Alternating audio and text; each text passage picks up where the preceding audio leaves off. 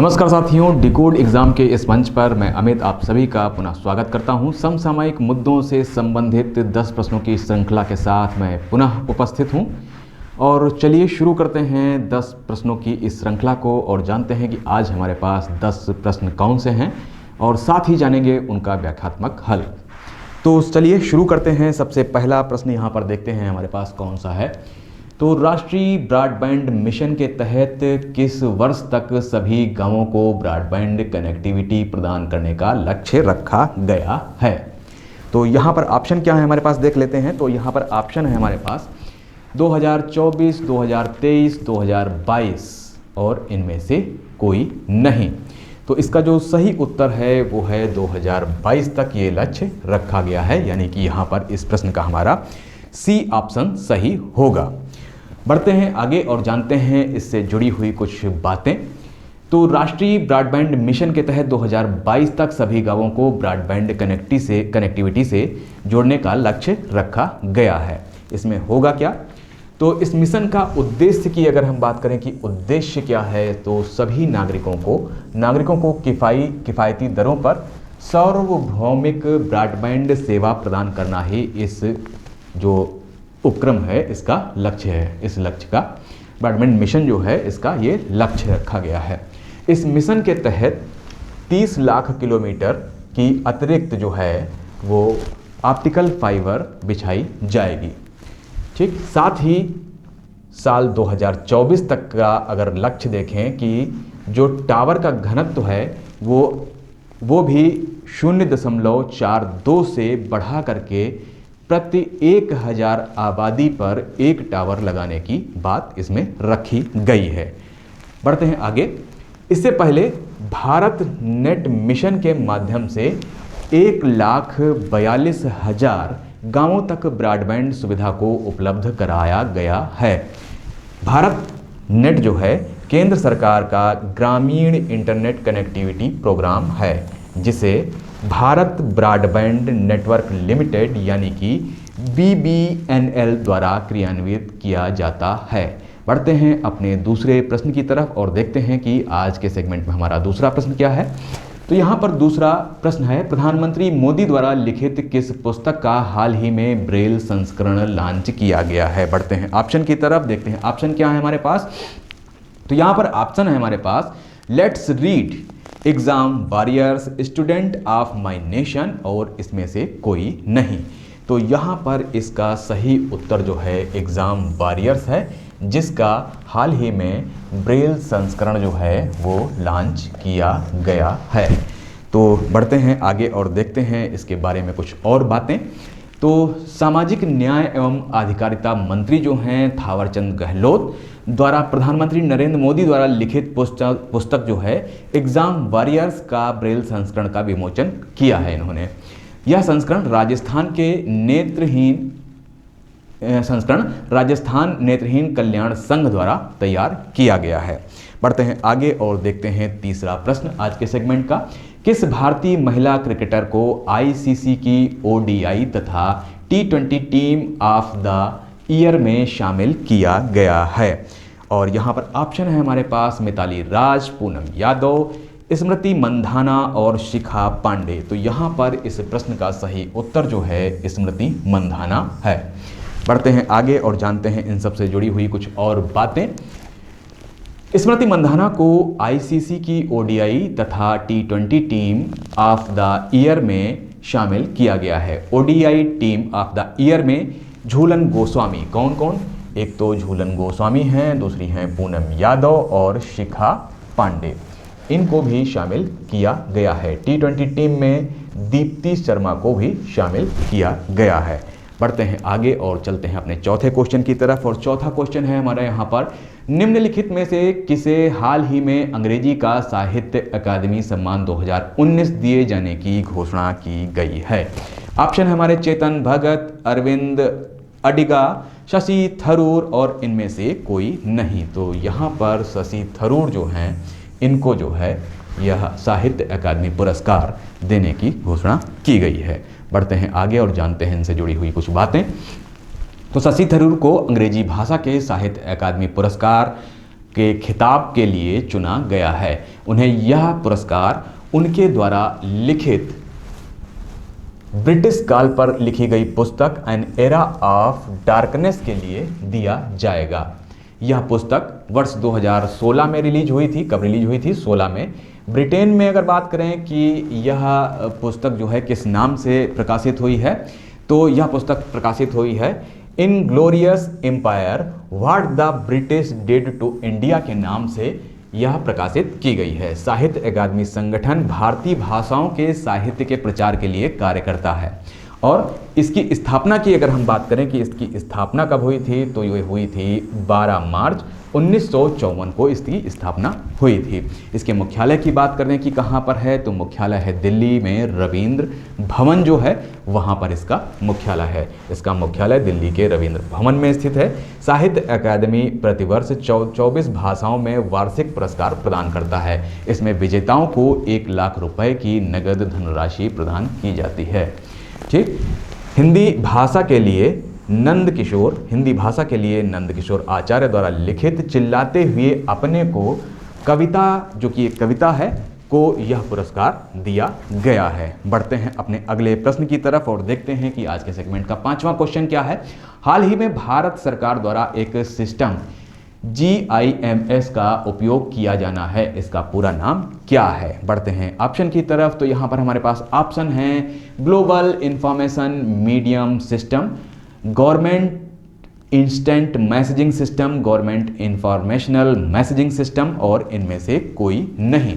तो यहाँ पर जो इसका जो सही उत्तर है वह है गवर्नमेंट इंस्टेंट मैसेजिंग सिस्टम, जो GIMS का फुल फॉर्म होगा।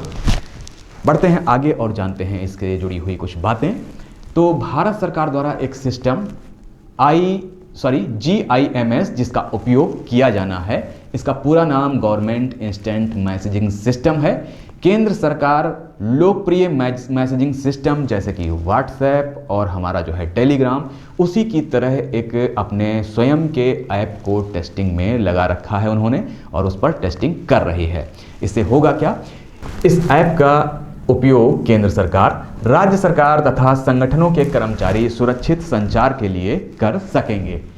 इस प्लेटफॉर्म का उपयोग कुछ ऐसे राज्यों, कुछ एक राज्य हैं जो जहां पर इनका टेस्टिंग हो रहा है, उसमें कौन राज्य शामिल है, जैसे कि उड़ीसा में पायलट टेस्टिंग स्टेज में किया जा रहा है। इसके अगर डेवलपमेंट की बात करें कि कौन इस सॉफ्टवेयर को या इस ऐप को कौन डेवलप कर रहा है, तो वो डेवलप कर रहा है नेशनल इन्फॉर्मेटिक्स सेंटर NIC, जो कि केरल की एक इकाई है। वहाँ की केरल की इकाई को यह काम दिया गया है। वैसे तो NIC पूरे देश में काम करती है अलग अलग जगहों पर, अलग अलग राज्यों के हिसाब से, लेकिन यह जो प्रोजेक्ट है वो केरल की इकाई द्वारा डेवलप किया जा रहा है। इसमें सुरक्षित संचार के लिए एंड टू एंड इंक्रिप्शन का प्रयोग किया जाएगा, जैसा कि व्हाट्सएप में होता है या अन्य मैसेजिंग जो एप्लीकेशंस हैं उनमें किया जा रहा है। बढ़ते हैं आगे और देखते हैं हमारा अगला प्रश्न क्या है। तो हमारा अगला प्रश्न है, हाल ही में सुर्खियों में रही एलिस पेरी किस देश से संबंधित हैं? और हमारे पास ऑप्शन क्या है? यहाँ पर हमारे पास ऑप्शन है इंग्लैंड, न्यूजीलैंड, ऑस्ट्रेलिया और इनमें से कोई नहीं। तो यह है संबंधित ऑस्ट्रेलिया से। बढ़ते हैं आगे और जानते हैं इनसे जुड़ी हुई कुछ बातें। तो यहाँ पर एलिस पेरी ऑस्ट्रेलिया से हैं। ऑस्ट्रेलिया की महिला क्रिकेटर जो हैं एलिस पेरी जो हैं वो ICC women's cricket of the year के लिए राचेल हेहो फ्लिंट अवार्ड जीता है इन्होंने। उन्हें ICC women's ODI player of the year भी नामित किया गया है।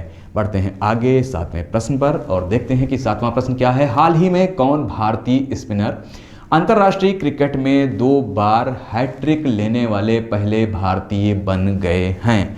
तो यहाँ पर ऑप्शन हमारे पास क्या हैं उनको देखते हैं। तो यहाँ पर ऑप्शन है रविंद्र जडेजा और हार्दिक पांड्या, कुलदीप यादव और इनमें से कोई नहीं। तो यहाँ पर जो हैं ये कुलदीप यादव जो हैं वो अंतर्राष्ट्रीय क्रिकेट में 2 बार हैट्रिक लेने वाले पहले भारतीय जो हैं वो बन गए हैं। बढ़ते हैं आगे और जानते हैं इनसे जुड़ी हुई कुछ और बातें। तो कुलदीप यादव अंतर्राष्ट्रीय क्रिकेट में 2 बार हैट्रिक लेने वाले पहले भारतीय बन गए हैं। कुलदीप यादव ने वेस्टइंडीज के शाई होप जेसन होल्डर और अल्जारी जोसेफ, ये 3 नाम हैं। शाई होप, जेसन होल्डर और अल्जारी जोसेफ को लगातार 3 गेंदों में आउट किया है।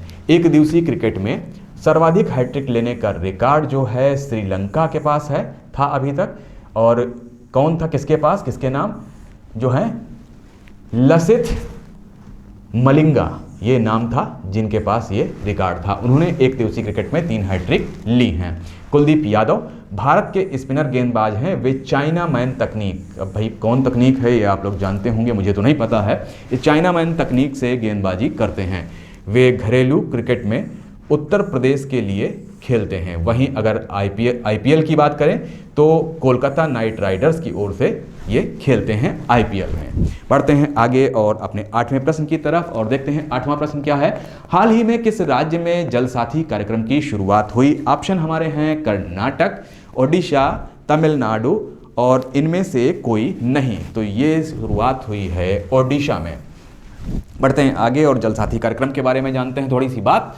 तो ओडिशा के मुख्यमंत्री नवीन पटनायक ने राज्य के सभी घरों में सुरक्षित पेयजल की आपूर्ति सुनिश्चित कराने के उद्देश्य से 18 दिसंबर 2019 को जल साथी कार्यक्रम शुरू हुआ। और जल साथी कार्यक्रम का उद्देश्य तो पहली लाइन में हमने लिख ही दिया है कि मुख्य उद्देश्य इसका क्या है कि उपभोक्ताओं को स्वच्छ पेयजल की आपूर्ति को सुनिश्चित कराना ही इसका प्रमुख उद्देश्य है। बढ़ते हैं आगे 9वें प्रश्न पर और देखते हैं कि हमारा 9वां प्रश्न क्या है। हाल ही में भारत में अल्पसंख्यक अधिकार दिवस कब मनाया गया? ऑप्शन क्या है हमारे यहाँ पर? 17 दिसंबर, 18 दिसंबर, 16 दिसंबर और इनमें से कोई नहीं। तो यहाँ पर इसका जो सही उत्तर है अल्पसंख्यक दिवस का 18 दिसंबर। बढ़ते हैं आगे और जानते हैं इससे जुड़ी हुई कुछ प्रमुख बातें। तो भारत में प्रतिवर्ष अल्पसंख्यक समुदायों के अधिकारों के बारे में जागरूकता फैलाने के लिए 18 दिसंबर को अल्पसंख्यक अधिकार दिवस मनाया जाता है। भारत में प्रमुख अल्पसंख्यकों की अगर हम बात करें कि उसमें कौन से वर्ग आते हैं तो उसमें आते हैं मुस्लिम, सिख, ईसाई, बौद्ध, पारसी तथा जैन। ये जो हैं वर्ग जो हैं इसमें आते हैं। भारत में अल्पसंख्यकों की संख्या की कुल संख्या की अगर जनसंख्या में बात करें तो 19% की हिस्सेदारी है।